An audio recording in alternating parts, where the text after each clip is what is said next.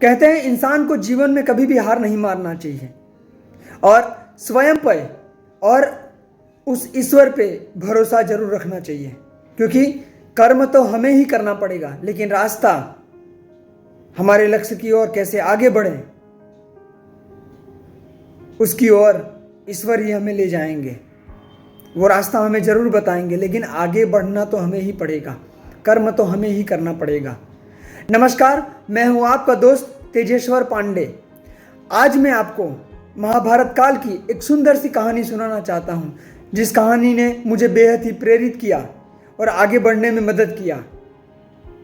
और जीवन में हमेशा जब असफल हो जाता हूं, कुछ काम मुझसे नहीं होते हैं, तो उस कहानी को याद कर लेता हूं।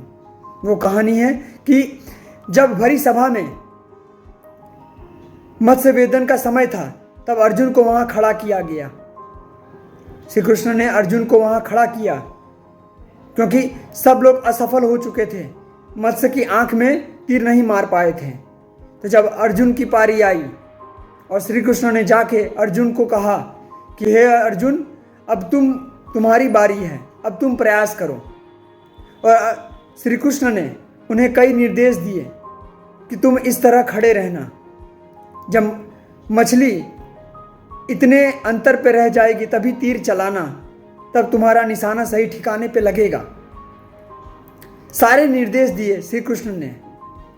तब अर्जुन ने उन्हें कहा कि हे केशव, जब सारी चीजें मुझे ही करना है, सब कुछ मुझे ही करना है, तब तुम क्या करोगे?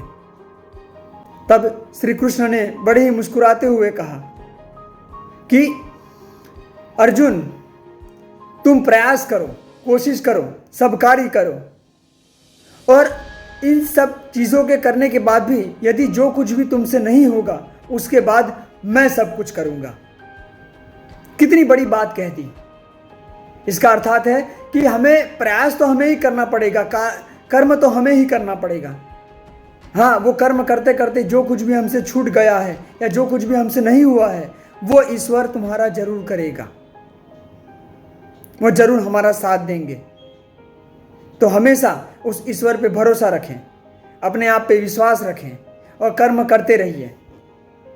जो कार्य है उसे करते रहिए और जीवन में हमेशा हंसते मुस्कुराते हुए अपने पथ पे आगे बढ़ते रहिए। खुश रहिए और खुशियां बांटते रहिए आप हमेशा, और कर्म जरूर करिए। नमस्कार।